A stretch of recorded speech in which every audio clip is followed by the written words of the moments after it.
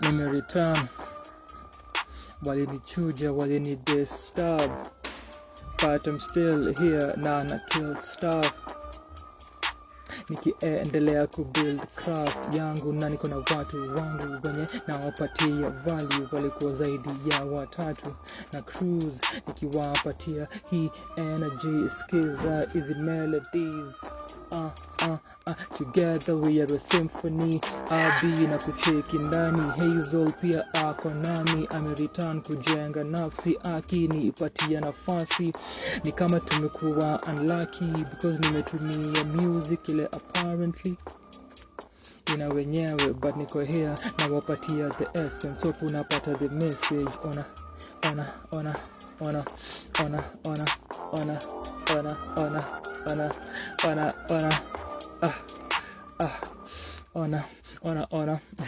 it's such an honor, na hakuna kukoma. Kama ni mbele tuzidi kusonga, kama ni rhymes nazidi kusonga, kumaanisha na wasuka. Nikitumia lugha utanikuta hapa ndani nikiconvince the copyright police kwamba the homie ana drop some logic, something esoteric. Mnaeza ni follow na ni hypnotic, never toxic.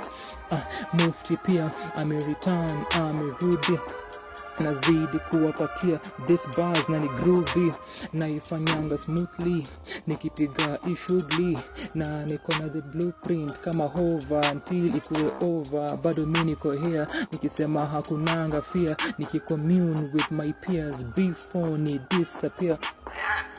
Nimetokea kabla niweze kupotea, kile nafanya ni so rare, itafika hadi core rare. Obviously I can go there mentally, universally, lyrically, musically, sublime. Naifanya beautifully, walai una align na the guy mwenye ana touch the sky. Nikifungua opportunity windows, siko plain mithili ya mido.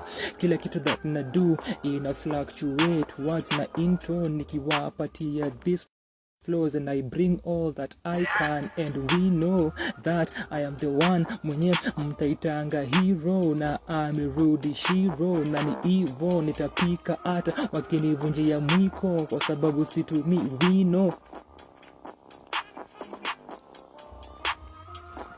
In the lyrical constitution, mwaka umeanza, what are your resolutions? Nini umepanga kufanya?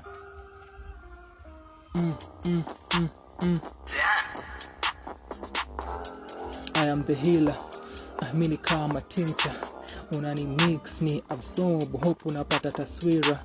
Hata mkidai kuni sense sana mekema stricture, hazitaezekana, imagery ni clear, cheki picture. Natumai that unapata kile na bring to you, na nimeanza wananiambia go dude, wanajaribu kuni push before niseme na conclude. Tutapandisha kama abiongeza volume. Oh.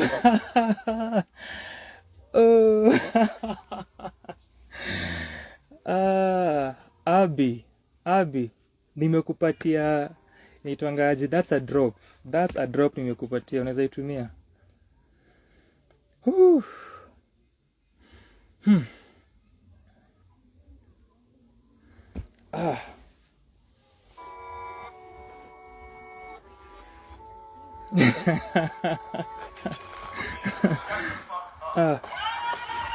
Easy new episodes and I get explosive kama nuclear, lakini still in the new year tunakuwa corrosive. Tuna ensure tuna act na tactics zile zitawaban inside your heart. Mta feel the art kama acid, as you can see, na grow something flaccid, lakini tutasema aje that niko tajid. Isn't it terms of biology, study my philosophy, na unaweza break down hii anatomy. Na bring dominion, I am the one in a million. The rest au ni jokers, ma cartoons au ni minions. As you can see, nimewapatia something good, something beautiful. Hadi abi akalia place voice yuko inamfikia, kuna vile ananisikia, kuna vile easy vibes ndani ya lines mi na wabringia. Of course, I am a sensation. Talent ka hii ni moja unapatanga in a generation. I am the confluence. Nikistudy, I'm the influence. Nikijaribu kuifanya visatile. Of course, bado it's a battle. Shiro, sijasahau. Of course, hakuna madharau. Ile naeza kushow na kukuonyesha. Aje how, word yako ilikuwa kwa kichwa. Na hope unapata taswira. Hata kama uko high na una fly. Na uko mambichwa. Si bado tuna have fun, as you can see. Kile na ban, kama ni beats, kama ni schemes, kama ni skill, minimum ileta vile inafaa. Nikibecome a star, nikiacha bezi kitremble. Sometimes ni hardcore na pia sometimes ni gentle. Iyo ni reference ya mziki ama sex. Wewe wrestle na iyo thought process. Unaeza anza kuprotest. Icheki vile inakuja. Pia kuna Rick's poet mwenye imekuja. Asante sana, tuna have fun bana brother. Karibia mara ingine unawachanganya pale mtandaoni. Mimi natumia words but Rick's akisikiza mziki IG huwa ana dance. Then watu wanamkashif aje akishake ass. And brother man ako there to have fun. Rick's, mina kulove. Masculinity umedeconstruct. Watu wako insecure, najua haujali kwa sababu naifanya very pure. That's all my brother Mr. Ricks. Also the reference ya hardcore na gentle, Shiro, that was for you, because you were there last year for a specific, the year before actually, for a specific session. Damn. Bado na kama live nikido my thing, nikisema nimerealize niko na power ya my mind before nianze kumonetize, before nifikirie tu kucompromise. Lakini bado na move reckless, nikijaribu sana kucause a wreckage. Mimi nikiwa here, ona vile na express the way na wapatia message. Na in a few mtaanza kusema mimi ni legend kwa sababu mmepokea hii essence. Acha nizidi tu kuscroll, nikicheki words that umethrow. Mi nikizidi tu kuflow na grow, nikibreak out of the norm na wapatia more. Nimestay on my 10 toes, kutoka here hadi west coast. Sizitawafikia, hakuna kusettle. Kahenesi, base na acha ikitremble. Narudia, as you can see, naifanya beautifully. Musically to reach universally. Ni emphasis na repetition. Nishawaambia that I'm a sensation. Talanta ka hii katika hiki kizazi ni moja, mi ndio mzazi. Ngoja na birth na conceive everything that nimeachieve. Ilianza na kuconceive kwa akil, and after that nika work on this in session. Basi sina na kill kakina mutoria, as you can see na get scarier. Nimekuja but African is not your savior. Ni stupendous, natumai that unapenda. Date imebadilika, another day kwa kalenda. Je, ina matter? Je, easy ideas that na throw all over the globe na kuziskata ni something new? Ama na repeat? Ama na repeat ni something new? Ama na repeat? Ama na repeat? Penzi tele ifike kote kote, ama vipi nipate hadi kwa tele. Nimetumia more words na naendelea tu kuconstruct kile nafanya. Ona vile najiconduct, nikiwa here una receive this product. Nikimanifest natumai that lina watch na kufascinate. Hizi ni seeds nilicultivate kutoka kitambo kwa hivyo it's not an accident that vile unacheki ni pure. Jua litakucha na jua litatua, na mnajua in the future ni mimi nitatua. Cause Ricks amesema na ungua, na after that akanipatia fire. Bado naenda haya, kile una desire na kile una require na ileta hapa ndani ya cipher. Mimi a writer never a biter, na naifanya in a way that ni tighter. Na heart yangu na my soul zina feel lighter, zina feel lighter. Now I mix DJ lighter.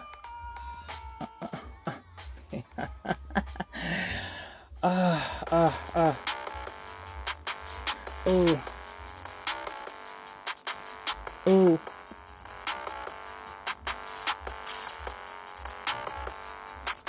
Yo kwangu, if you ask me, life ni kitu mundane, so siko sure mbona najaribu kuisustain.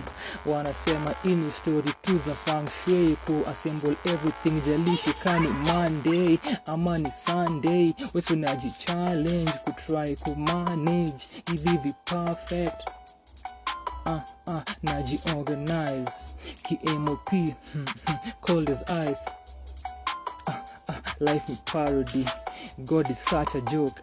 Life ni comedy, nipatie more words, unaweza zipro fast, nami nizidi na hii mziki, nizidi na hii safari, kile nafanya ni tasteful.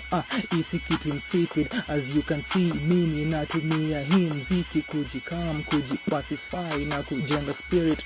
Na sina ni limits, nikitumia my minutes vile inafaa on a daily. Amipele ya dini, nikikanga chini na anza kumove into the atmosphere. Is space in a watu few, wenye wanna tap into the self, wenye wanna delve into their hell, into their heaven, kuzi deconstruct, kujaribu kuangalia what in a lie, kwa the concepts in their mind, na kujaribu kufind some middle ground, ama place what I live, what I thrive, visit thoughts that na kugive, lies that I could save, ziku elevate, ziku take from place uko once ku float in the sky. Na ini ukweli over tracks, nikipiga easy lap, ini truth ndani ya book, no cap. As you can see, kama ulikuwa saddened, unaanza kufurahi all of a sudden. Yes, nimescroll nikachukua easy ones, kumaanisha niko on a roll. Angalia vile mina craft, nikifanya the absurd. Ini kitu impossible, but nimekuja kuprove that niko audible. Nikiangalia my possibilities,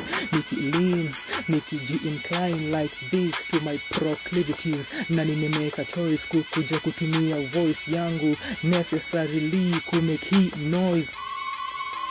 Nothing in any phase. Kidu boys, niliangusha zile veil za wale walani wenye wakona gaze ambayo ni white, wameni jade, na amerudi nyokabi. Uyo ni Hazel, niko able kufanya vi graceful, na niko thankful kufanya like this, kuenda mbali. Shukran nyokabi kwa kurudi ndani mara ingine, yani kunicheki ni rapping kwa sababu kuna yani. Na umenihata, nimereturn, nimekuja kuwa disturb, nikibring art, nimekuja kudistort. Tantam amerudi, it's been a while.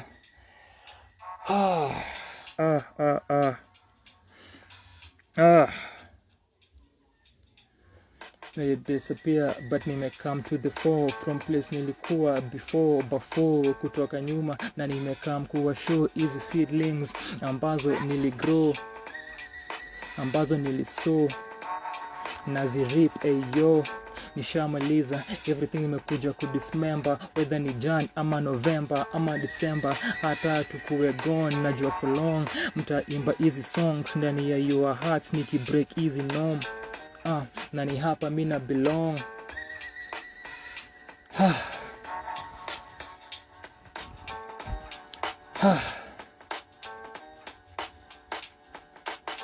Wanauliza ini kazi ama hobby, wana survive aje Nairobi? Ni gymnastics, kwangu ni aerobics.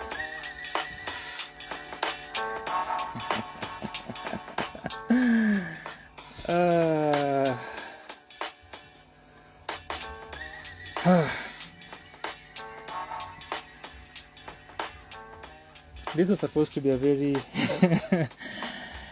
short session, a quick short session, and that isn't another sexual reference.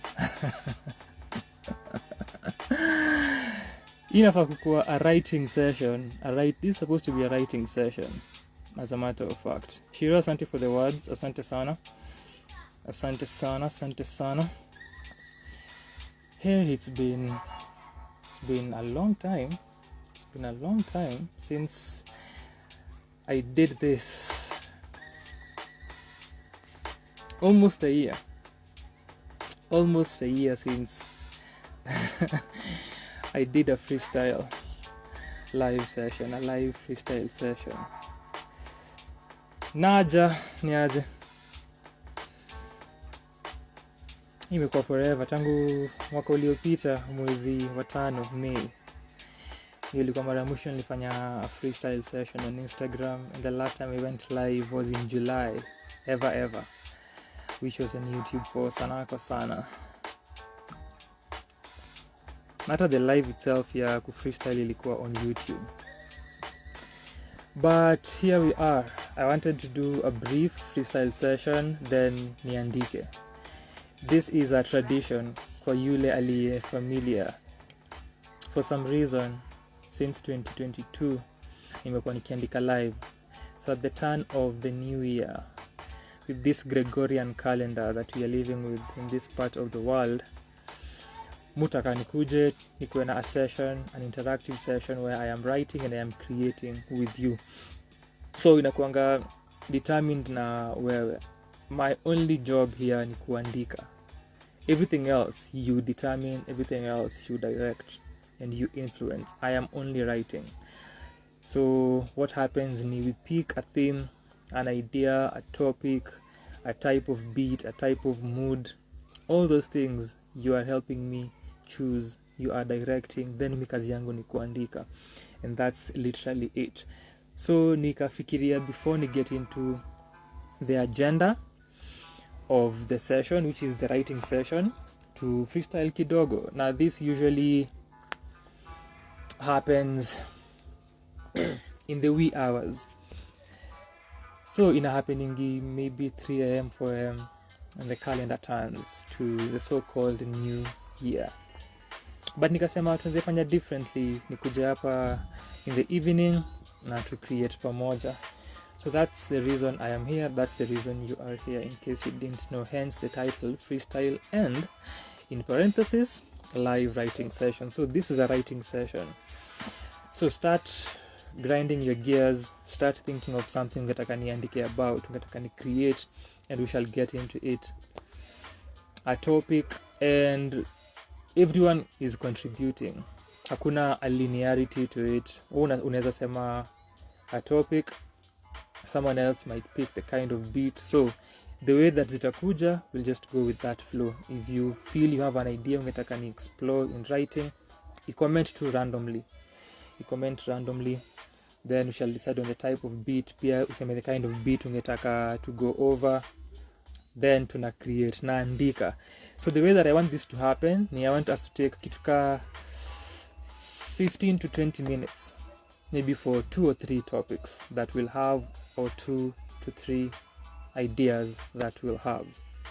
So tupa an idea, tupa a theme, tupa a topic, tupa something you'd want us to write about, and we are looking for the music in real time. So tunaenda YouTube, tunatafuta what works well, tunazisikia, tunadecide pamoja, and then we start creating. So that's how this session works. So it is on you.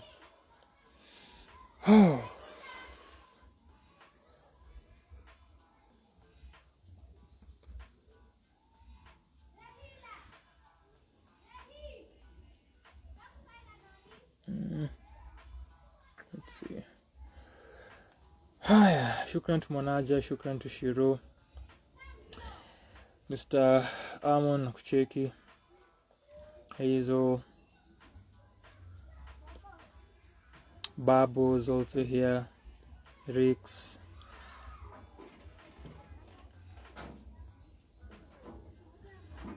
Abi nilimpatia drop ya ongeza volume for free. Mufti.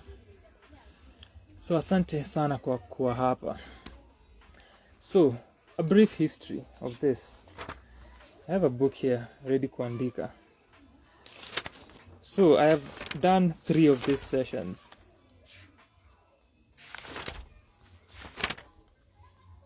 Preceding this moment.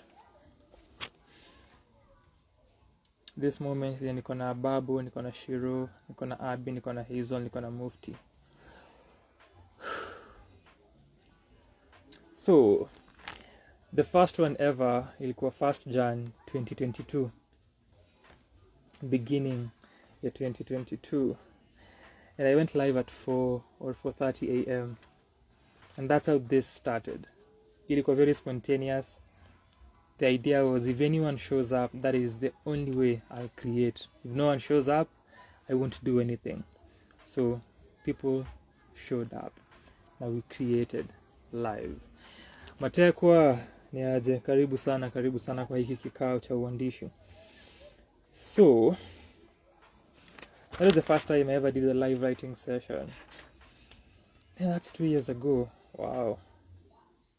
The thing has never been released. Of course, this is Afrikan. What do you expect? Nothing matters, right?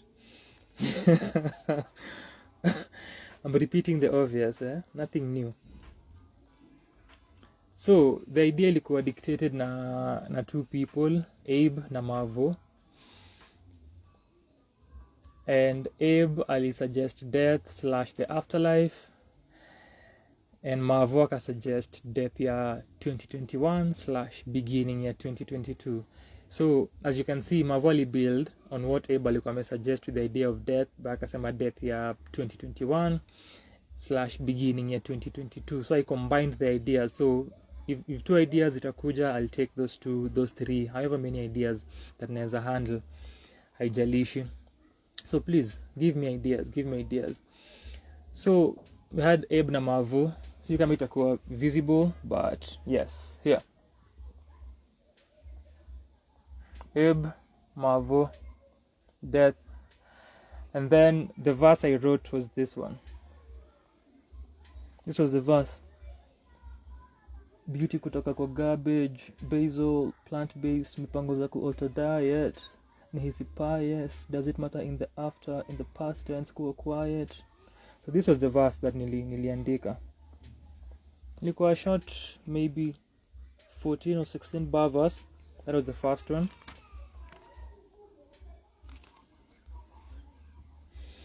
Wazo, I'm losing my patterns, na part of me kwa particles of mate, life's mission nikate, nijipate, ule upande, wa kulia sinia, tukivunjanga mikate, au devil na black dress ali patent, niko humu na masses before ni fit into blackness, wake up kwa tomb, new universe. Ooh, okay.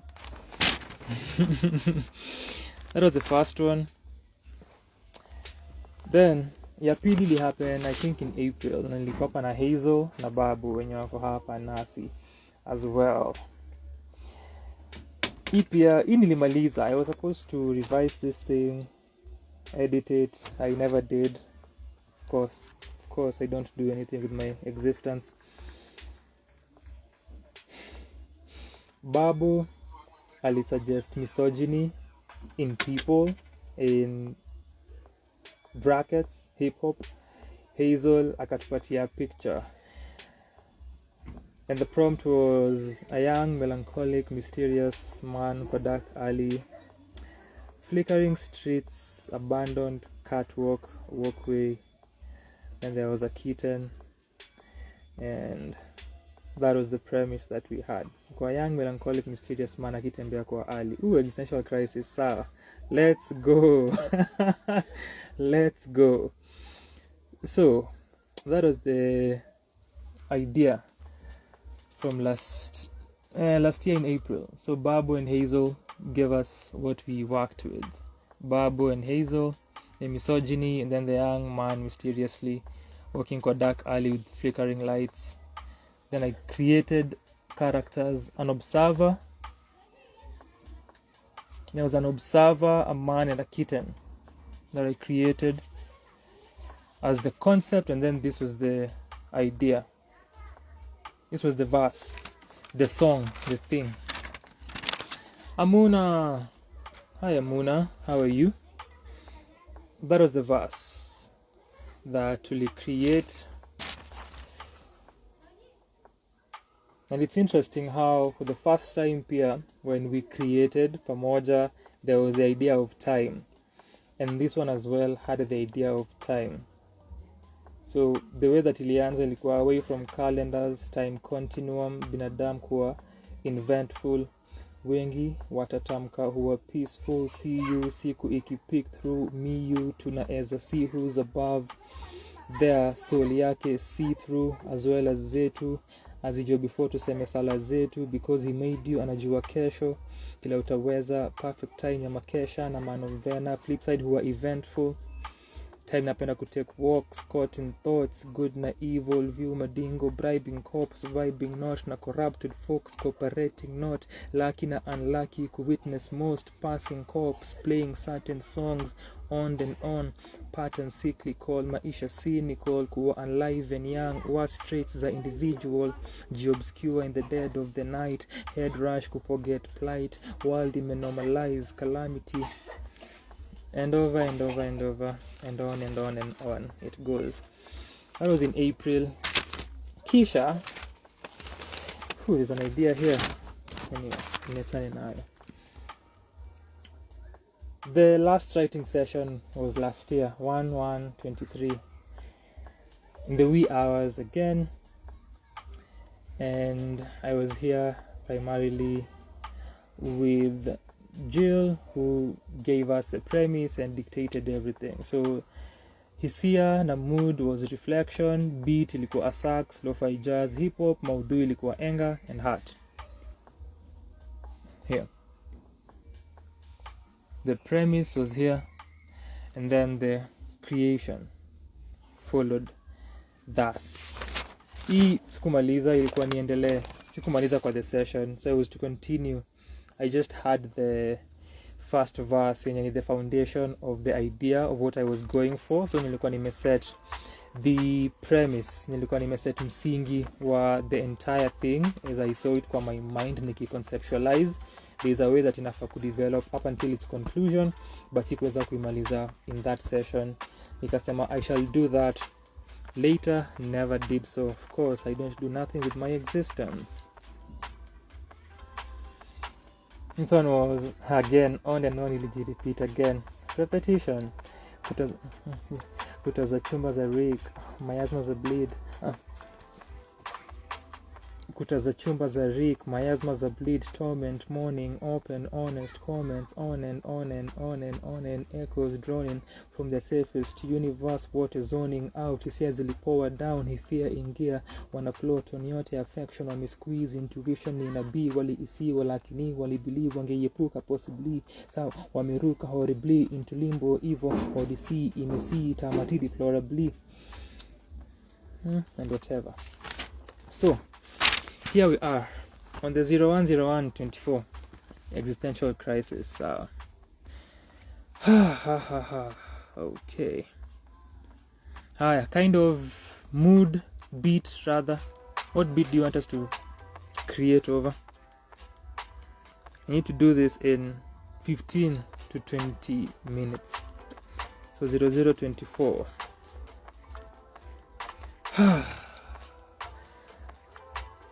2041.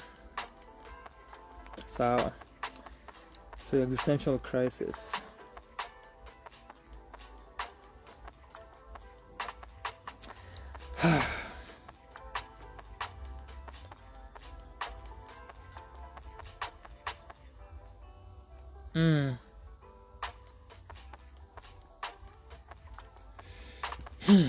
So production, instrumental, beat, track. What do we go for? So hapa unaweza sema, as I gave the example before, if it's a lo-fi track, if it's chill hop, if it's boom bap, if it's trap, if it's rock, whatever, if it's jazz, it's blues, country, whatever. Suggest anything. Tuko na topic, mada yetu ni existential crisis. Will I be able to do this in 15 minutes or less? We shall find out. I'll time myself.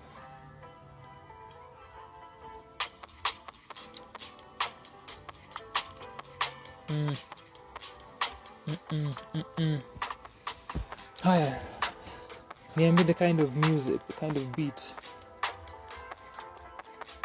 You are doing the work, you're determining everything. Kazi yangu ni kuandika. I am a lazy artist, so if I'm even one in the first place.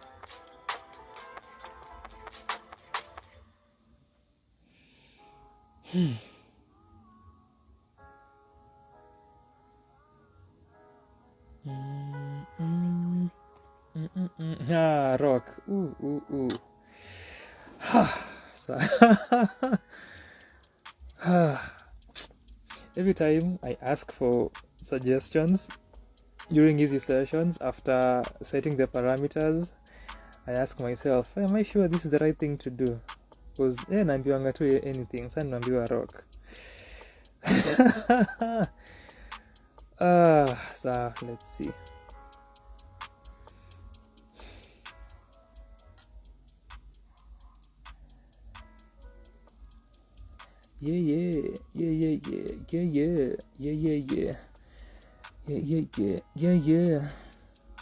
Yeah. Hopefully nisipate copyright strike tena nini katike. Let me mute this.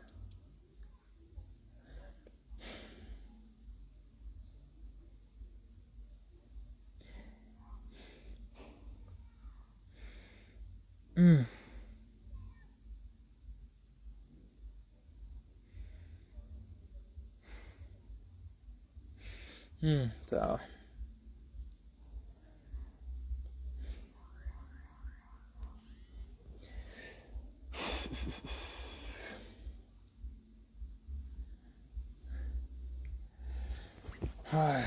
rock.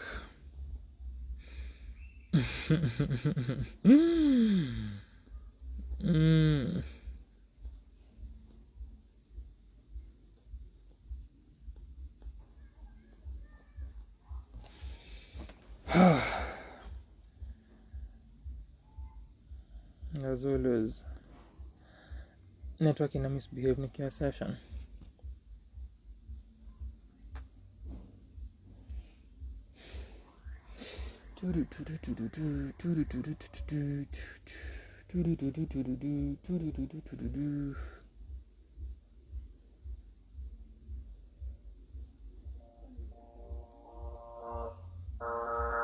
This is the first option. Lord's bag is so good.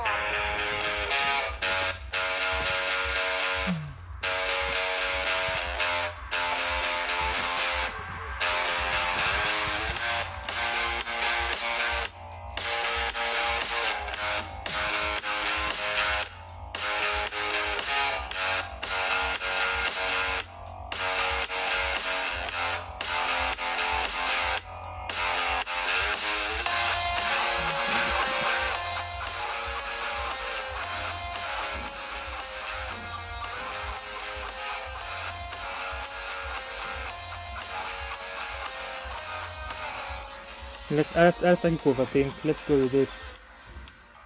Staki ku overthink. Let me see.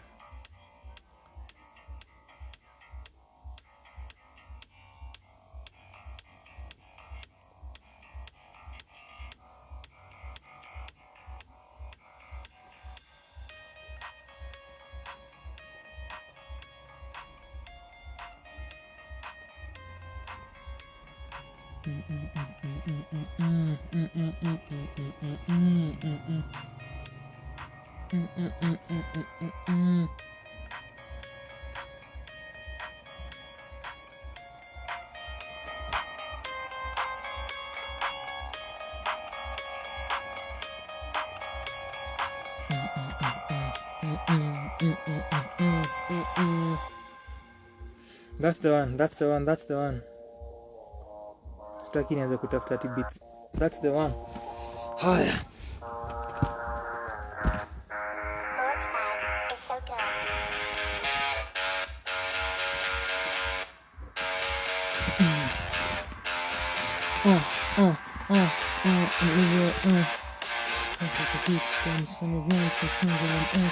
Atakuwa mepesa pia vile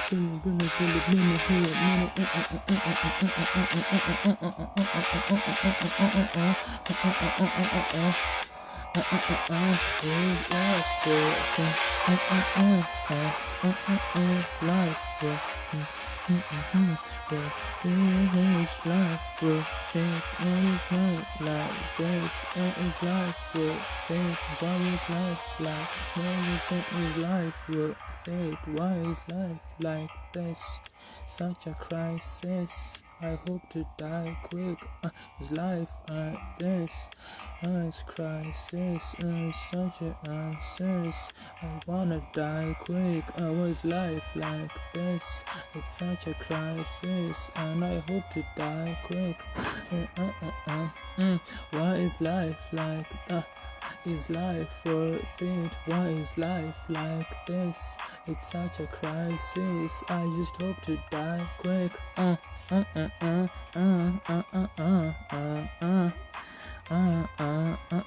Is life like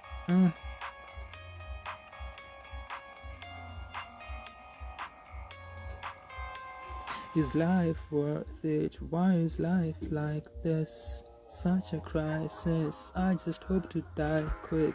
Oh, life like this. Is life worth it? Why is life? Yes, it's such a crisis, and I hope to die quick. Is life worth it? Why is life like this? Such a crisis. I pray to die quick. Such a crisis. I hope to die. I hope, Chris. I hope to die. I hope I die. I hope to die. I hope I die. I hope I die. I hope to die quick. I hope I die. I hope I die. Hope I die. Yes, that's a better rhythm. Hiyo ni kutoka bridge. That is a bridge or the chorus. Nimeifikiria hii part after the intro of the verse. That's where I may come in.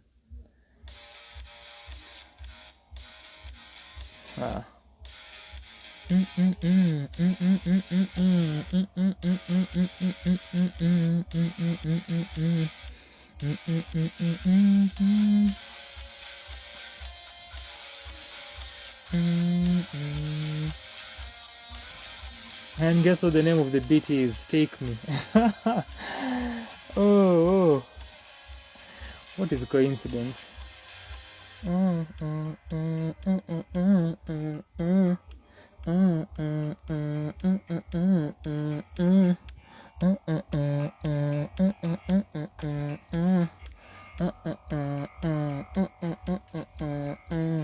Life worth it? Why is life like this? Such a crisis. I hope I die quick. Ooh. Let us see. Enemies. Let us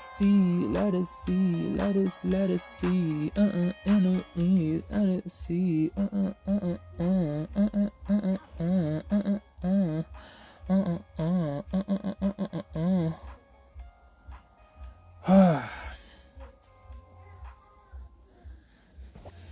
This is how creating live looks like. Where is it? Where is it? Where is it? Where is it?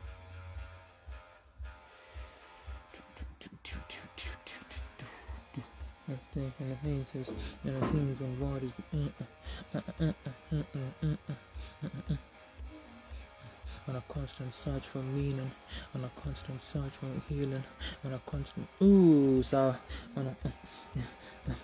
on a constant search for healing. I'm supposed to be timing myself and I'm here.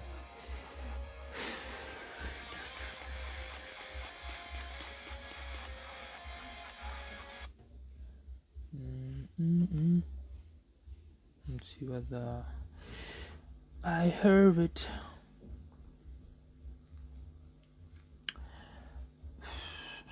I am who I am.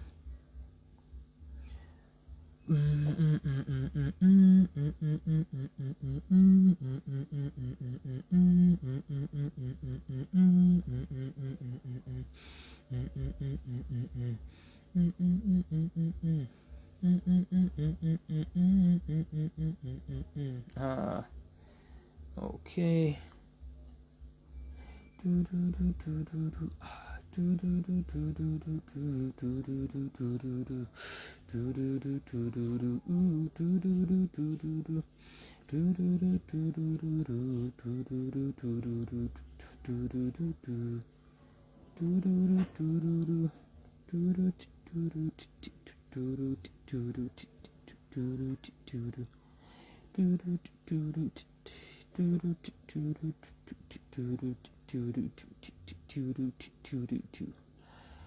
Okay.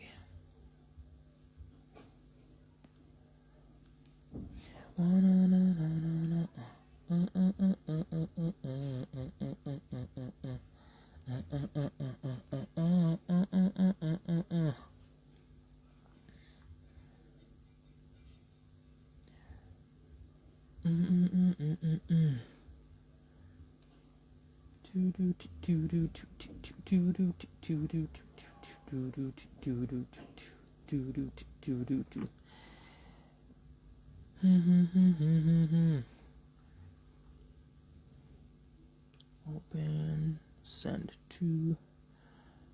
Okay.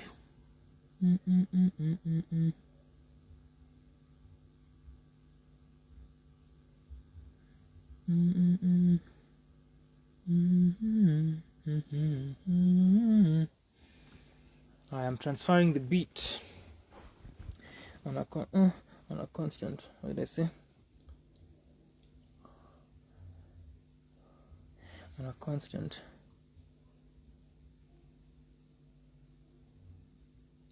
On a constant. On a constant. On a constant search. On a constant search kusaka. On a constant search kusaka meaning. There's a constant search kusaka meaning.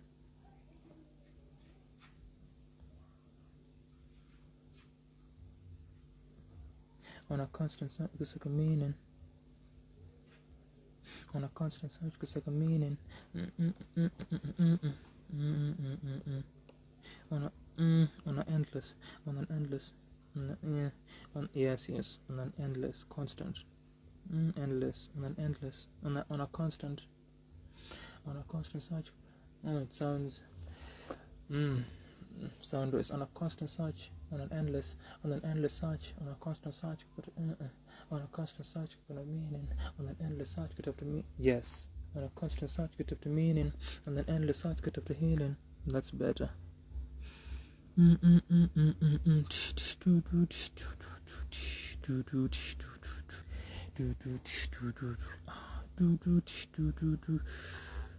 Ooh, hold up.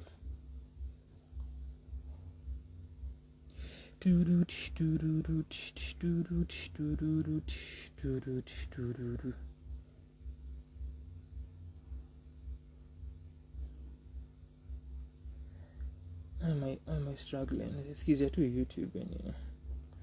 The cow has refused. I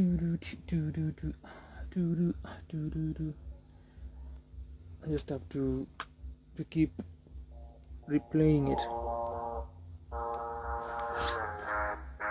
Lord's bag is so good.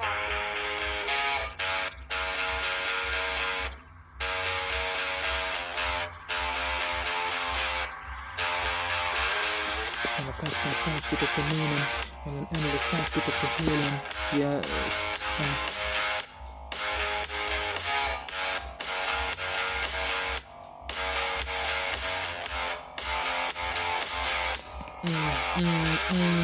a constant search with the meaning, on a constant with the meaning, on a constant. My timer, let me set my timer 15 minutes because maybe some minutes from there.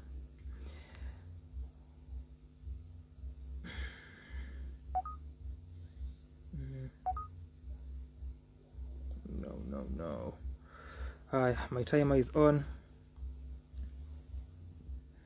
There we go. Against the clock. As I've been watching kuna YouTube channel, I've been watching beat makers and producers create, and musicians.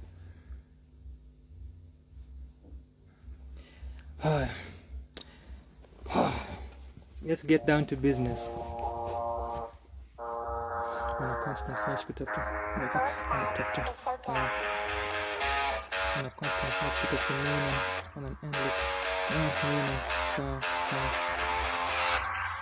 Nantasau the melody.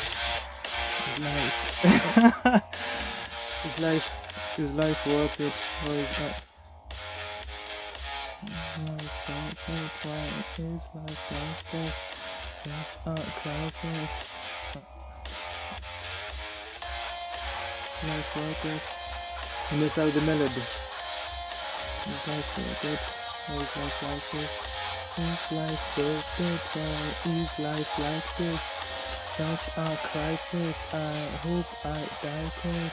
Is life worth it? Why is life like this? Such a crisis. Like, what is life worth it? Why is life like this? Such a crisis. Hope I die quick. Ilianza. Hi Nyanchama, karibu sana. Kuna session that umehata. Anyhow, on a constant search kutafuta meaning, on an endless. Let me see how quick I can create this. On a constant search kutafuta meaning, on an endless search kutafuta healing.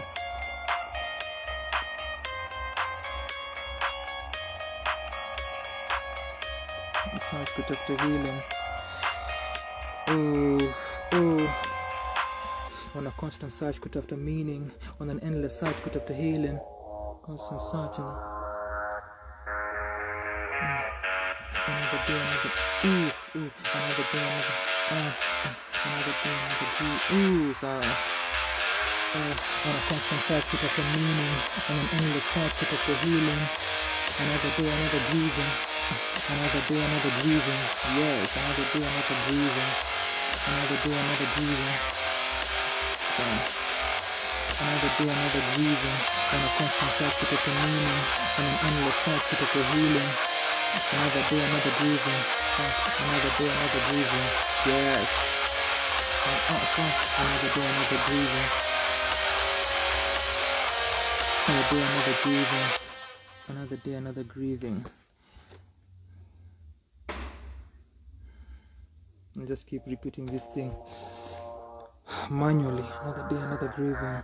Fuck. Another day, another It's so grieving. good.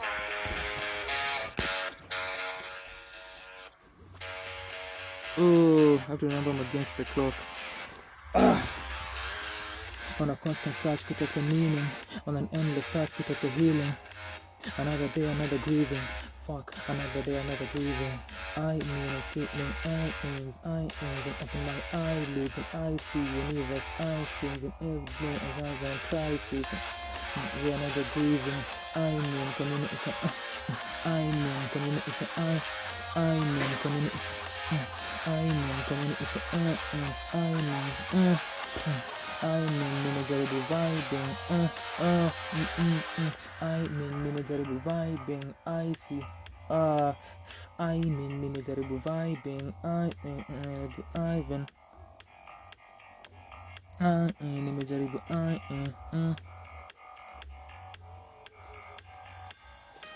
another day, not meaning. Another day, another grieving. I mean, nimejaribu vibing. Shali. I mean, nimejaribu vibing. I mean, nimejaribu vibing, but life ni. Okay, I mean, nimejaribu vibing, but life ni beyond. But life ni.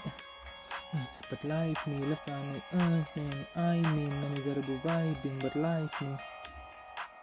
I mean, nimejaribu vibing, but life see, yes, but life see, but life see, but life see, but life see something, but life see something, yes, but life see something exciting, and I am on a constant search kutafuta meaning, on an endless search kutafuta healing.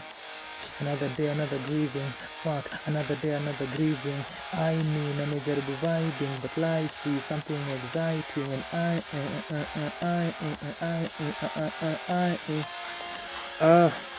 but life sees something exciting, and but life sees something exciting, and I see, lively, something exciting and icy. And icy the way that icy vile and icy and icy and icy the weather is. Oh, I see the way that is. And I see the way that and I see the way that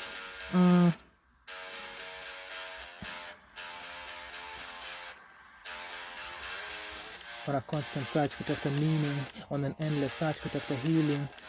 Another day, another grieving. Fuck, another day, another grieving. I mean, amejaribu vibing, but life sees something exciting. I see, why see enticing. I see, why I see, yes. I see, why see and I see, why see and I see, why see. That sounds beautiful. I see, why see. I see, why see. Oh, I see. I mean, amejaribu vibing, but life sees something exciting. I see enticing. I see why he'd sideline. I see why he'd I see why he'd sideline it. Yes, I see why. Yes. I see why he'd sideline. I see why he'd I see why he'd sideline it. I see why he'd sideline it. So you see, so you see, after supper, signs since leo usiku it all comes to an end. Leo usiku it all comes to an end. Everything we believe in a fall, then I crumble, and me tumble, and me fall, and me tumble, and me fall, and me number, and me songs make it. See, I see exciting, so I see exciting, so it's I see exciting, so near grave, similar to the same place at the end. See why he'd align it, so see why he'd align it, so no, I see why he'd align it, so leo usiku ni grave in this, so leo usiku ni grave, so leo usiku ni grave, ni say, so leo usiku ni grave. Similar to so leo usiku ni grave, similar to the place ambayo at the end. So leo usiku ni grave, similar to ile so leo usiku ni grave, similar to ile place ambayo at the end. Similar to ile place at the end, similar to ile place at the end, similar to ile place at the end. Anasema samahani to familia, siblings and friends. Ile place at the end. Anasema samahani to familia na siblings and friends. Anasema samahani to anasema samahani to anasema samahani. 6 minutes left. It's so good.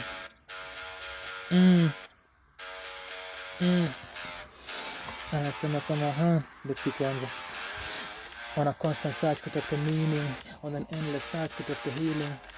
Another day, another grieving. Fuck, another day, another grieving. I mean, amejaribu vibing, but life sees something exciting. I see why see enticing. I see why he'd sideline it. So leo usiku ni grave, similar to ile place at the end. Anasema samahani to familia, siblings and all his friends. Yes, anasema samahani to familia, siblings and all. Yes, anasema samahani to familia, siblings. Anasema samahani to familia, siblings and all his friends. Familia, siblings and all his friends. And all his friends. Yeah, and all his friends. And all his friends. Yeah, and all his friends. Friends.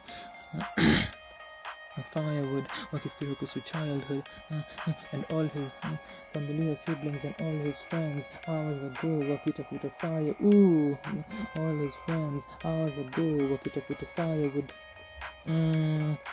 hours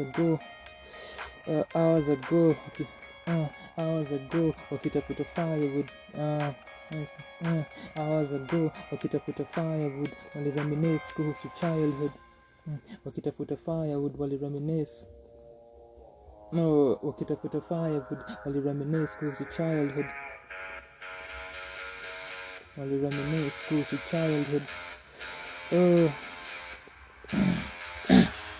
On a constant search kutafuta meaning, on an endless search kutafuta healing. Another day, another grieving. Fuck, another day, another grieving. I mean, amejaribu vibing, but life sees something exciting. I see why see exciting. I see why he'd sideline it.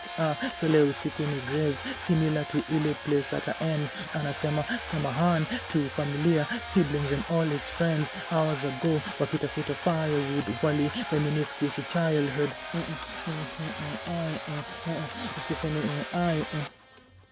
The things, moja kusema the things that I do.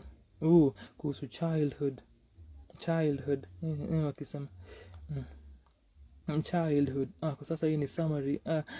Wakireminisce kuhusu childhood. Kwa sasa hii ni summary. Wakireminisce kuhusu childhood. For now in is wakireminisce kuhusu childhood. For now in is summary high. For now in is summary high ku. For now hii ni summary. For now hii ni summary haiku. For now hii ni summary haiku. Kila moja aliongelea what I do. Kila moja aliongelea what I do. Kila moja alipromise. Kila moja alipromise. Kila moja aliongelea. Kila moja akaconvey what. Kila moja akaconvey what I. Kila moja akaconvey what I do. Kila moja akaconvey what I do. Akaconvey what I'd do. Kila moja akaconvey what I do. And I guess that itakuwa aibu. And I guess I on the clock. And I guess that itakuwa aibu. And I guess that itakuwa aibu. And I guess that itakuwa aibu. No longer kuna. I guess that itakuwa aibu. No longer possibility. And I guess that itakuwa aibu. No longer kuna possibility ya vibe. No longer hakuna. And I guess that itakuwa aibu. No longer kuna possibility ya vibe. Fire. And no longer kuna possibility. No longer kuna possibility ya vibe. No longer kuna possibility ya vibe. No longer kuna possibility ya vibe. No longer kuna possibility ya vibe. Wakiamka asubuhi. No longer kuna possibility ya vibe. Wakiamka asubuhi. Wakiamka asubuhi. Wakiamka asubuhi. Wakiamka asubuhi. Wakiamka asubuhi. Wakiamka asubuhi. Watapata. Wakiamka asubuhi. Watapata. Kuna. Wakiamka asubuhi. Watapata kuna kaburi la kuchimba. Kuna kaburi la kuchimba. Dependent. Kuna kaburi la kuchimba. Dependent on. Kuna kaburi la kuchimba. Dependent on. Kuna kaburi la kuchimba. Dependent on. Dependent on yao mila. Dependent on yao mila. Mbona alienda akawaacha bila chochote? Mbona alienda akawaacha bila signs after our part at night. Dependent on yao mila. Mbona alienda?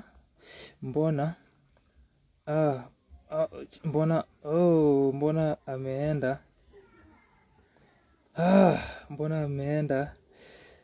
Mbona ameenda akawaacha. I don't even know if this will fit in the beat. Mbona alienda akawaacha bila signs jana at night. Mbona alienda akawaacha bila signs. Mbona alienda akawaacha bila sign jana at night.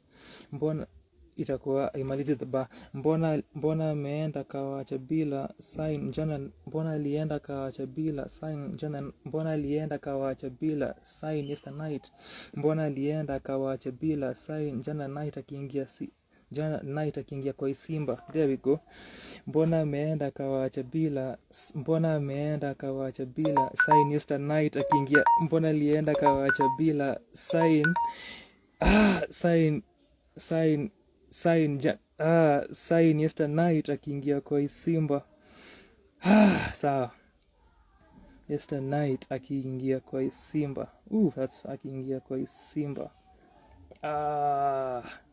There we go. I mentioned Jill earlier na ametokea. Now, to hope that it fits the beat. Nimemaliza. Haya, let's see. So, let's see. Birds is so good.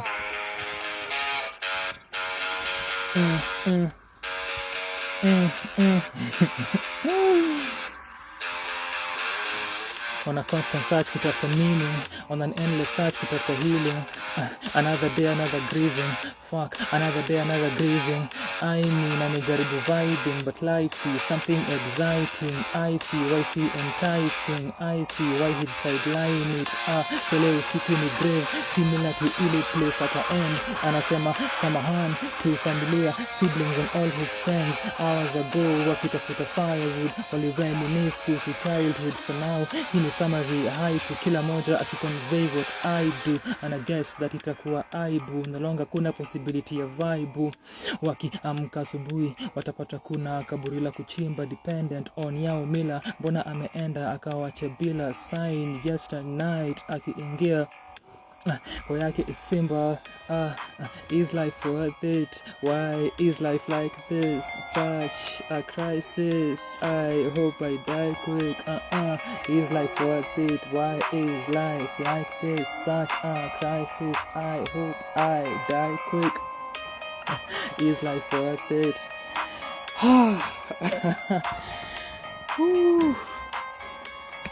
That's an idea, that one.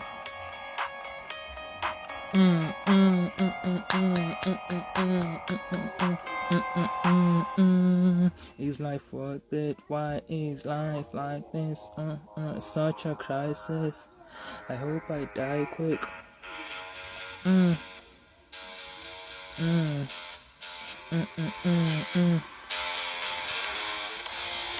Is life worth it? Why is life like this? Such a crisis, I hope I die quick. Is life worth it? Why is life like this? Such a crisis, I hope I die quick. Is life worth it? Why is life like this? Such a crisis, I hope I die quick.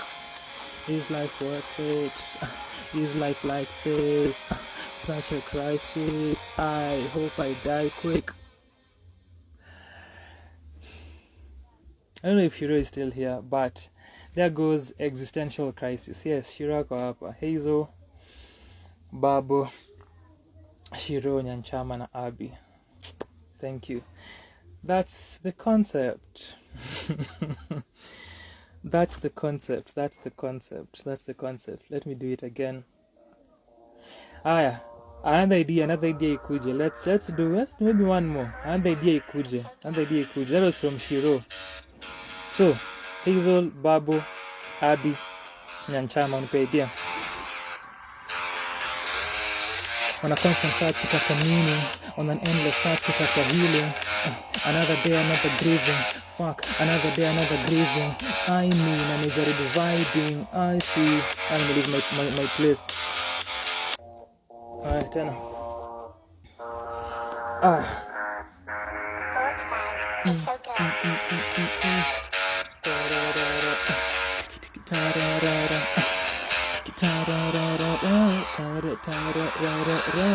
On a constant search kutafuta meaning, on an endless search kutafuta healing. Another day, another grieving. Another day, another grieving. Hapana.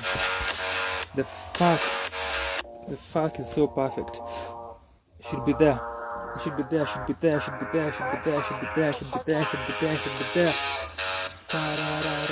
Play your air guitar with me. On some punk shit. On a constant search kutafuta meaning, on an endless search kutafuta healing. Another day, another grieving. Fuck, another day, another grieving. I mean, amejaribu vibing, but life sees something exciting. I see why see enticing. I see why he'd sideline it. So leo usiku ni grave, similar to ile place at the end. Anasema samahan to familia, siblings and all his friends. Hours ago, wakitafuta firewood, walireminisce kuhusu childhood. For now, hii ni summary haiku, kila moja kuconvey what I do, and I guess that haitakuwa aibu. No longer kuna possibility possibility ya vibe. Wakiamka asubuhi watapata kuna kaburi la kuchimba, dependent on yao mila. Mbona ameenda kuacha bila sign yesterday, akiingia kwa Isimba. Is life worth it? Why is life like this? Such a crisis. I hope I die quick. Is life worth it? Why is life like this? Such a crisis. I hope I die quick. Is life worth it? Why is life like this? Such a crisis. I hope I die quick. Is life worth it? Why is life like this? Such a crisis. I hope I die quick. Search kutafuta meaning on an endless search kutafuta healing. Another day, another grieving. Fuck, another day, another grieving. I mean, I'm excited vibing, but life sees something exciting. I see enticing. I see why he'd sideline it. So leo usiku ni grave, similar to ile place at the end. Anasema samahani to familia, siblings and all his friends. Hours ago, wakitafuta firewood, walireminisce kuhusu childhood. For now, hii ni summary haiku, kila moja kaconvey what I do, and I guess that itakuwa aibu. No longer kuna possibility ya vibe. Akiamka asubuhi watapata kuna kaburi la kuchimba, dependent on yao mila. Mbona ameenda akawacha bila sign yesterday, akiingia kwa Isimba.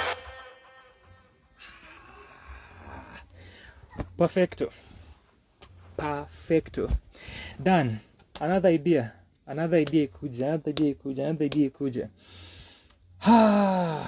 Yes. Shiro amenipatia 2 fire emojis. I am assuming that is an affirmation that I have done a decent job. So Shiro's idea was existential crisis. Where is it? Here. Existential crisis, beat or the music akasema rock. So I went ahead and I started with this. Which ilikuja kwa that segment of the beat after the verse or the intro, where the riffs come in harder than the previous segment of the beat. So why is life worth it? Why is life like this? Such a crisis. I hope I die quick. I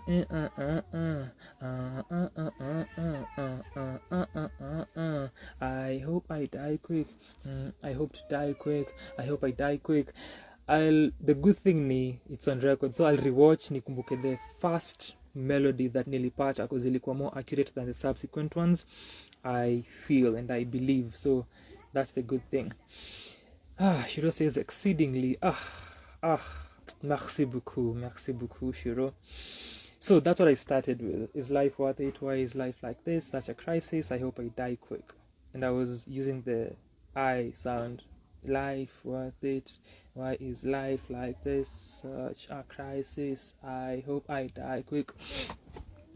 And most of the time nikiandikanga napendanga ku play sana with how something sounds, kama ni syllable wise, how it sound on your end ukisikiza. So I'm really keen on how I pick my syllables and the words I use. Hata earlier nikianza nilikuwa na hiyo thought ya kujaribu kudecide between on a constant search kutafuta meaning na on an endless search kutafuta meaning, because of on a the constant on a constant search inaipatia a certain rhythm and staccato rhythm that I wanted. On a constant search kutafuta meaning. On an endless search, endless is smoother and more seamless kuisema na kwa kusikia. On a constant search kutafuta meaning. On an endless search kutafuta, you see, endless it's inaenda smoothly. On an endless search kutafuta healing. So instead of choosing and settling on one, I wanted to have both of them. So because the constant, I love the rhythm it has, but napenda what endless signifies more as a word and as a choice. Hii idea ya endlessness ya kujaribu ku understand existence and meaning, so I wanted to also have that, so zina complement each other with the rhythm ya on a constant search, and in a speak to the constancy of doing it. If you go and watch the previous writing sessions, I have broken this down as well, why picking syllables and how things sound and specific words in a tie into the meaning of kile naandika and how I am creating. So on a constant search kutafuta meaning, the constancy, the repetition, the rigmarole of searching for meaning. It's this tireless thing, tiresome rather, mundane. It's just a humdrum. So communicate that on a constant search kutafuta meaning, on an endless search kutafuta healing. Another day, and then kuna a pause. Another day, another grieving. A significant pause. Another day, another grieving. So in a play on the idea of inakwanga same day different shit, or another day same shit. That aphorism. Same old shit, just a different day. I'm just trying to hustle each and every day.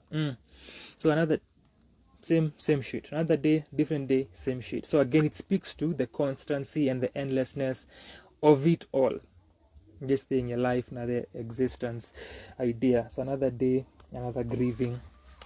Another day, another grieving.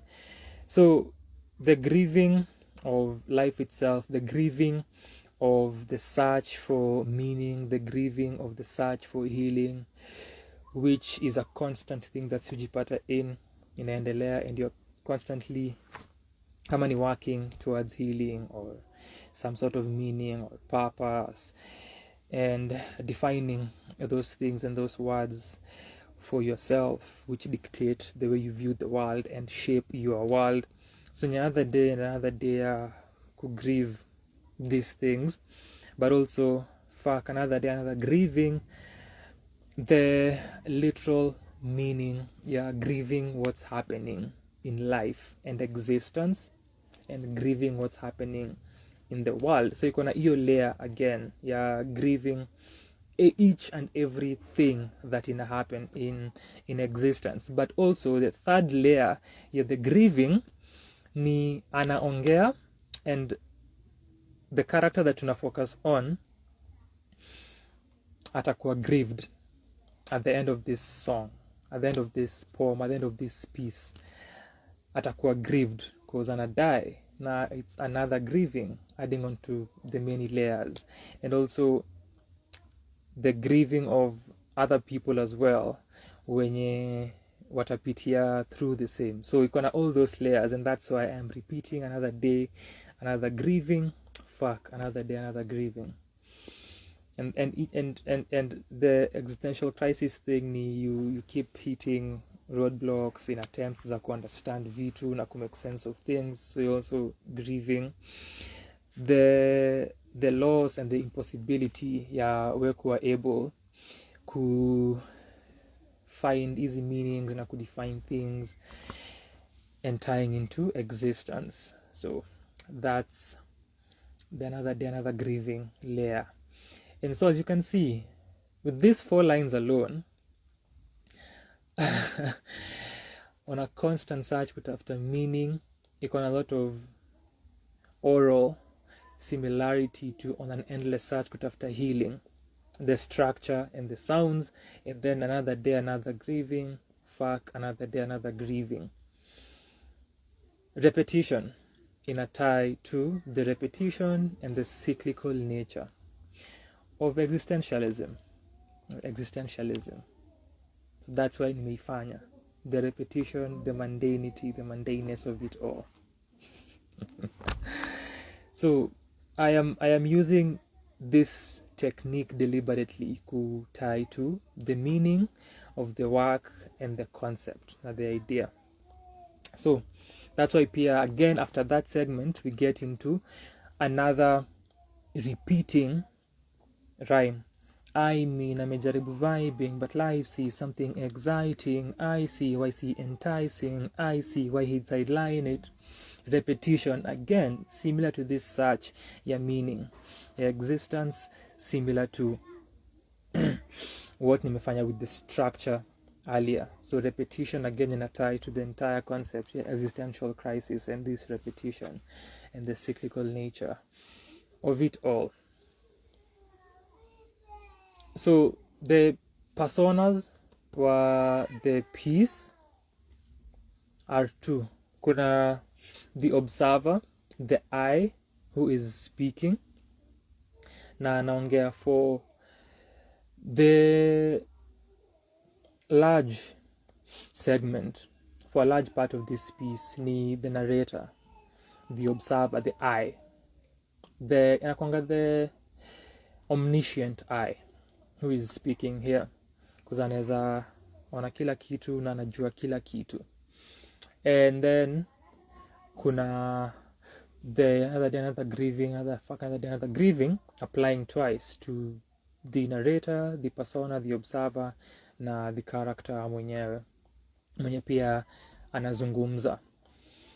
And on an endless search kutafuta meaning is also sort of reporting of what's happening and giving us the setting as a starting point. On a constant search kutafuta meaning, on an endless search kutafuta meaning, and pia ina apply to the thoughts that our character is having kwa mind yake. Anajiambia on a constant search kutafuta meaning, on an endless search kutafuta healing. Another day, another grieving. Another day, another grieving. So in our work on dual ends, on dual layers, it's a twofold idea. Working for the narrator when you're the observer, na working for the character akijizungumzia. So that's what I was doing with that as far as perspective and as far as the voice of the piece and the voices of the piece.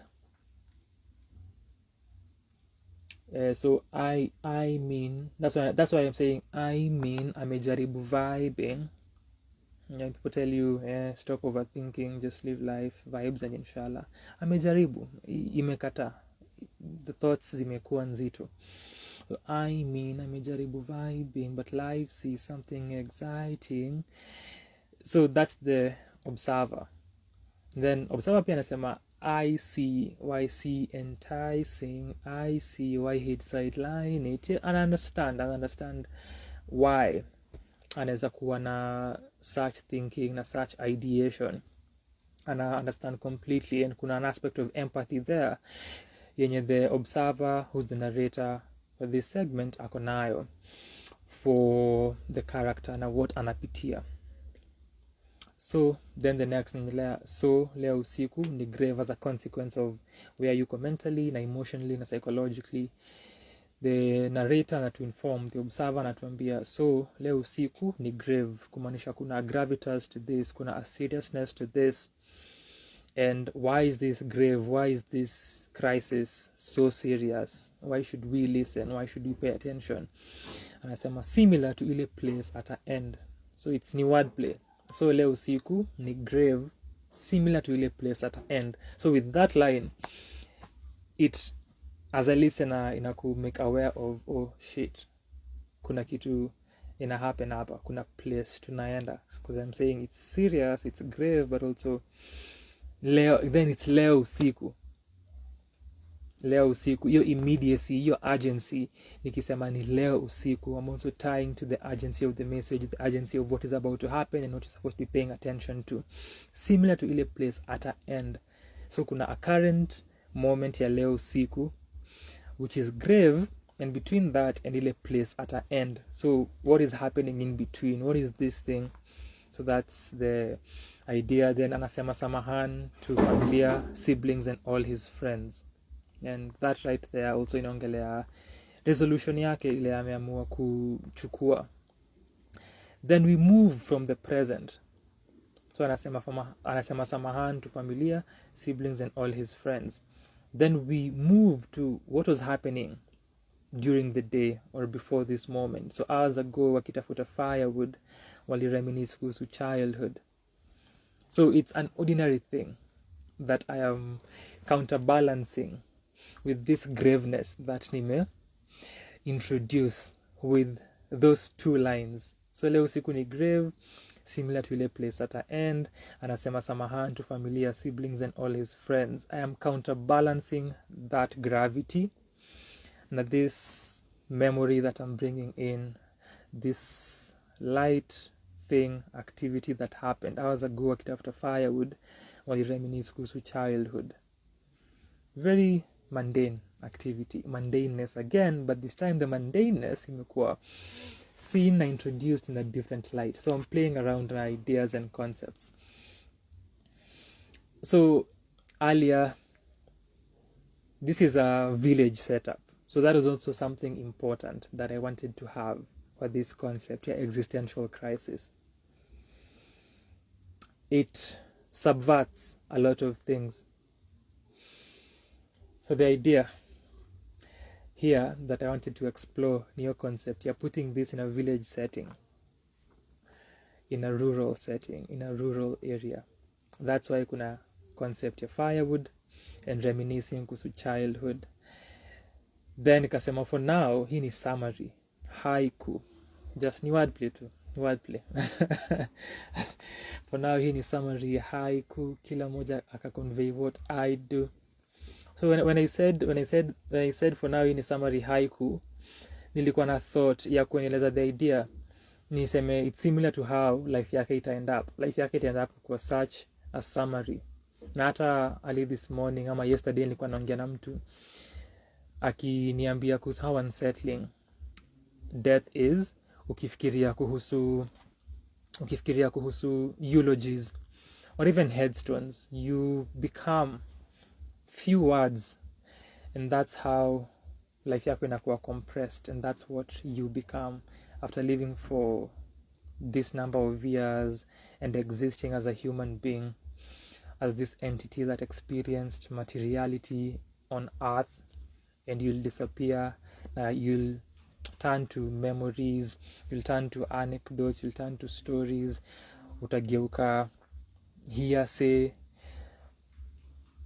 utakuwa kwa eulogy, you'll have an epitaph, all of these things. So I wanted to expound that na nieke, but nikaachana nayo. So for now hii ni summary haiku, ilikuwa niseme something along the lines of, and that's what it am happening here pia. That's what I turn into, and it's even worse when it has to do na suicide, kwa sababu bado ni kitu that iko shunned upon, ni kitu bado iko criminalized. That's another thing. But in village settings kuna traditions na kuna cultural values that people hold kuhusu suicide that will be even worse outside of any other kind of death.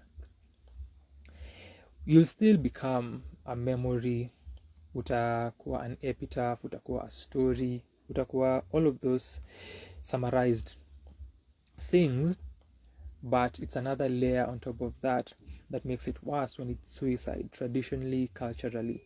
So there is that on top of whatever it is that I am stating here. So for now, I'm just summarizing what had happened during the day, but it captures a lot. It captures the idea ya normalcy, because whenever people die by suicide, watu uliza where were the signs, mbona tukuiona ikija. There's usually that happens for those wenye ilikuwa unnoticeable. It's a common question. I wanted to explore that there with kuibring na this very normal mundane activity in the village. Walikuwa after firewood na wakareminisce kuhusu childhood. It captures it all. But for now hii ni summary haiku, and then I'm stating kila mmoja akaconvey what I'd do. So the I'd do part iko kwa quotation marks. Quotation marks hapa here.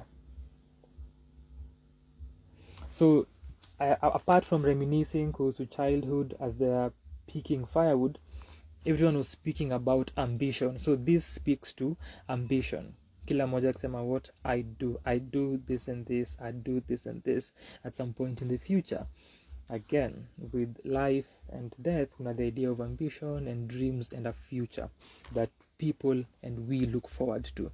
So again the idea of normalcy na kuimalizia hapo. And then anasema then nilikuwa nimeanza na I guess that itakuwa aibu. I wanted to ilikuwa imekuja kama I guess, nikaamua kuicancel instead of kuirub because siko na time pia hapa earlier hours ago, nikaicancel juu ya time, otherwise ningeerase. But nikasema kila moja ka convey what I do. I wanted to keep the observer and ile kunarrate the story. That's why nikaenda na ana guess that itakuwa aibu. So nakupeleka kwa mind state yake. Tumeona anasema samahani to familia, siblings and all his friends, and hapa ana guess that itakuwa aibu. Again tying to what I've said with cultural values and ideologies and thoughts around suicide. So this is something that I'm internalized na iko part of psyche yake. Anaifikiria na anaifeel na it's an addition to what in a way on him. And I guess that itakuwa aibu. No longer hakuna possibility ya vibe. Going back to vibing. Earlier kujaribu vibing and the idea of vibes and inshallah and that sort of approach to life, the YOLO kind of thing. So Samana guess that itakuwa aibu. No longer kuna possibility ya vibe. Inaisha yeye ana see his way out. Then here again I bring us back to what nilikuwa nimepeana as a premonition, what I had augured earlier, AUGUR earlier with sole usiku ni grave, similar to ile place at a end. I'm bringing us back to that. Wakiamka asubuhi watapata kuna kaburi la kuchimba. But now we are ending this. And nilikuwa na feel tunamaliza because nilikuwa nimeshikia up 6 minutes left. So nilikuwa naweza tell that my time inaisha. Kuna kaburi la kuchimba dependent on yao mila. Bring us again to ana guess that itakuwa aibu.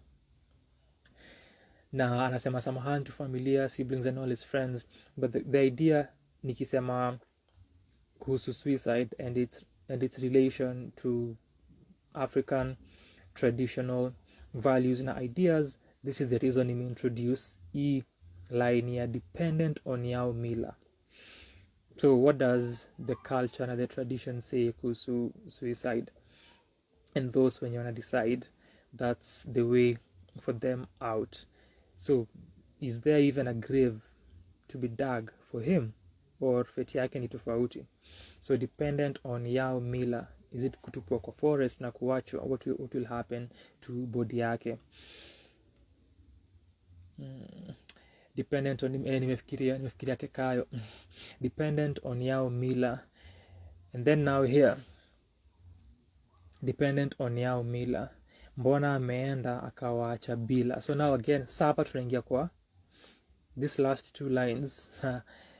This, what are they called? It's a couplet, this final couplet. Inanga specific name kwa sonnets, the couplet that summarizes everything. But it's more than 14 lines. Anyway, mbona ameenda akawaacha bila sign. Again going back to what nilikuwa nasema earlier with the normalcy ya kureminisce kuhusu childhood wakitafuta firewood. Emphasizing on that. Mbona ameenda akawaacha bila sign. Yesternight. So hapa by the time to get kwa this line ya mwisho, yesternight akiingia kwa Isimba. So I had seen this idea of an Isimba nikianza conceptualize. I thought of a village. I thought of someone who is dying by suicide in a village. And there have been such stories. Kuna time I watched such a documentary na hiyo ilikuwa specifically on Central Kenya. Kulikuwa na documentary a few years back that niliona ya BBC, ilikuwa KTN, BBC Africa, on suicide Central Africa. And I was having that image of a family waking up to one of their own, to their son as their designated, and iko kwa keja yake. So you've spent time together as a family, mmedishi sapa. That's why kulikuwa na samahani to familia and siblings. Alia mlikuwa mnatafuta firewood, things ziko na normalcy flani, and ukaenda kwa isimba yako, but this was the last they would ever see of you. So mbona ameenda kawacha bila sign yesternight akiingia kwa isimba? And that this last thing ya isimba, if someone didn't catch the firewood, of course it'll bring some interest, it'll pique curiosity, because someone will think, firewood, what has firewood got to do with this? Then this isimba, which is the last word, it's the last word, inasemwa na it brings everything to perspective. In this moment, the isimba here becomes not the punchline but the punch word, kwa sababu it brings everything into perspective. That akiingia kwa isimba. You see why Babo is here. You see, what would I do without you? BBC Africa 2022 or 21 May, you see? Yes. Thank you. So mbona ameenda kawacha bila sign yesternight akiingia kwa isimba? And that right there itafanya reflect on what was being stated and said earlier with that context ya shit, ni kijana fulani kwa hati yake ameamua kumaliza existence in this particular manner because of this existential crisis weighing heavily. And that is that. Is this life worth it? Why is life like this? Such a crisis. I hope I die quick. That's Tiro niaje, the character speaking kwa the bridge, the hook, the chorus. That's the character. Yes sir. Haya, nilikuwa nangoja nipatiwe maswala ya kuzungumzia idea hapa na wenza, lakini nothing came through, so naweza iachia hapo. This has been fun, an hour and a half. Tulianza na freestyle, which I haven't done since May last year. Live.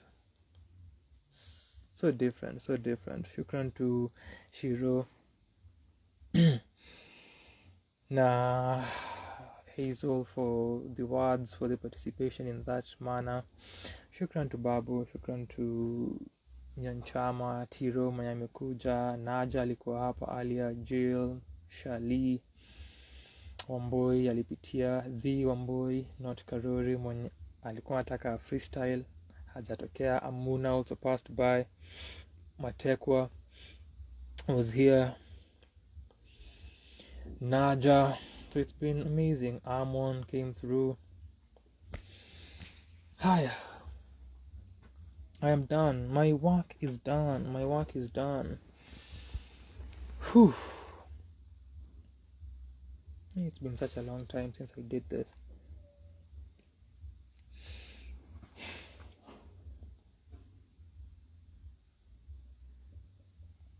Right, so 20 lines in 15 minutes.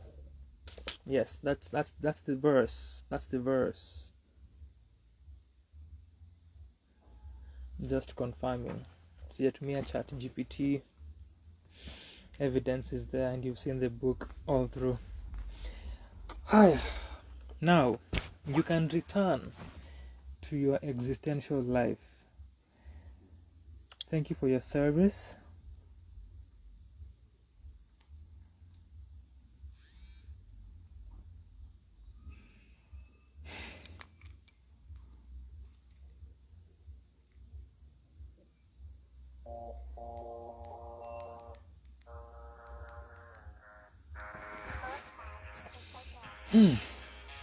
Tuonane when tutaonana.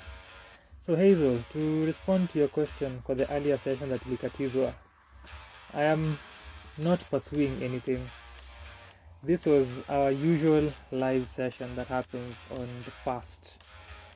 So I was giving the people what I give the people around this time. So we are returning back to where we were hiding until until further notice.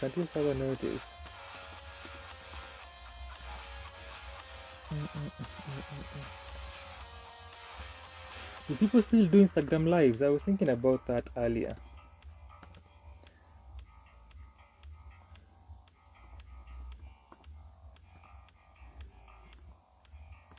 I mean, I've seen some.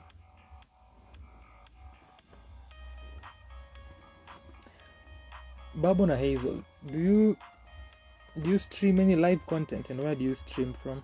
Not you as a creator, but do you watch rather creators who live stream, and where do you watch them from?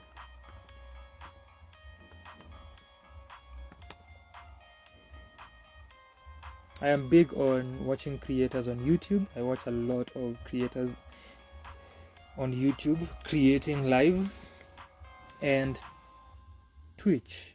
Yes, Twitch. Nafikiria caffeine pia watu wananga live, but I was thinking of Twitch.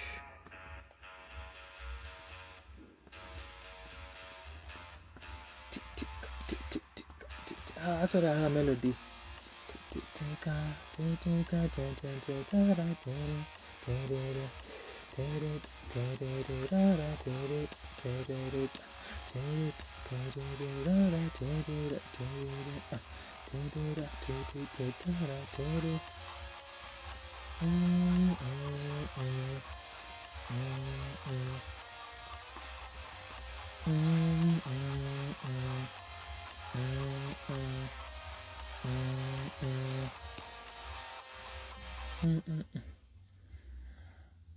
Whitney ni aje?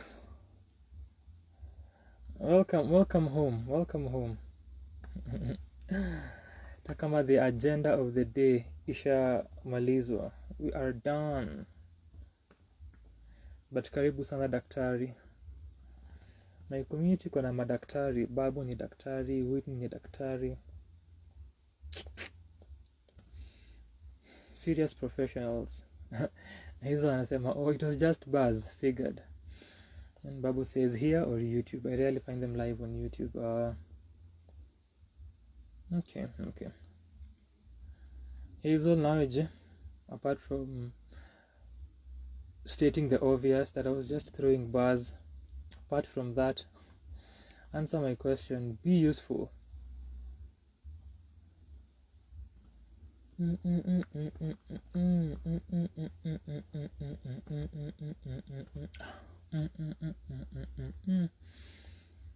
then pia the moment nilisikia tu your beat with the punk aesthetic, and nilisema let's just go with it, because apart from not wanting atiku you overthink na kutafuta other beats as tradition dictates, nilikuwa nataka ku follow through with the idea of time. So nasema okay, since I have 15 minutes to do this and I wanted to explore the ideas, nikasema let's just go with that first one.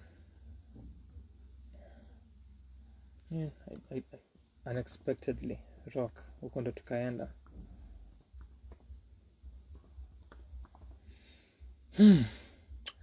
Asante sana for being here, for joining yet another, and I figured that sijakuwa Instagram tangu, it's been a while, because even the YouTube lives, the Sunday session lives nilizipeleka YouTube, so it's been a while since I did an Instagram live. Naona I was trying earlier kupin a comment, and that imekubali, ilikuwa inakataa earlier, but it's fine. Tulishafanya what you wanted to do with the freestyling. So shukran sana. Tori, hi Tori, niaje Tori? The one who makes people fall in love or believe in love. How are you? Art thou well?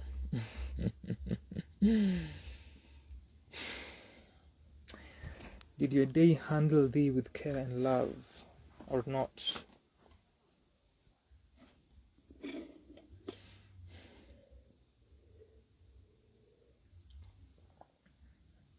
Hazel says, on my end I mostly find them on YouTube and rarely find them here. But here on YouTube, ditto.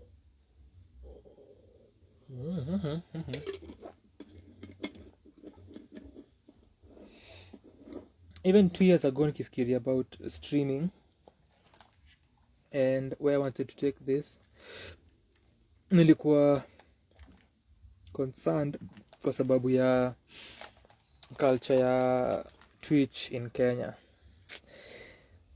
but that's a whole other thing to think about. Kwa sasa tumemaliza. Shukran sana for stopping by, asante sana for being here. I am extremely grateful to you for spending your time with me during this live session and participating in the ways that you have, na pia kama una watch this session baadaye, shukran sana. Niko grateful that umechukua muda wako na ukaindulge with the work.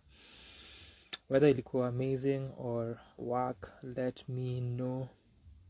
I tried, but at least you've seen me, you've seen my face. It's usually unfair. I tell my people that if you miss me, you can see me, you can see my face quite live, you can see my face on YouTube, you can see my yani, it's everywhere, and you can hear my voice. I don't have that privilege. How unfortunate, how unfortunate. If you're here, send me a video of you telling me something sweet after this session. Thank you. Send me a video of your face, of yourself, telling me something sweet and something beautiful about your life. So I'll be waiting from you, Tori, from Babu, and from Hazel. So you know the tokens that people give to streamers on easy platforms, ama emotes that give them money. So tell me something sweet about myself, my ego needs it, and pia tell me something beautiful about yourself and your life. Thank you in advance. Kwaheri. Tuonane when tutaonana, whenever that will be, but thank you so much for your time. Comment if you're watching this later, even if you're rewatching. Yes. Let me do what we usually do to close this off. To my people, to my loves. There we go.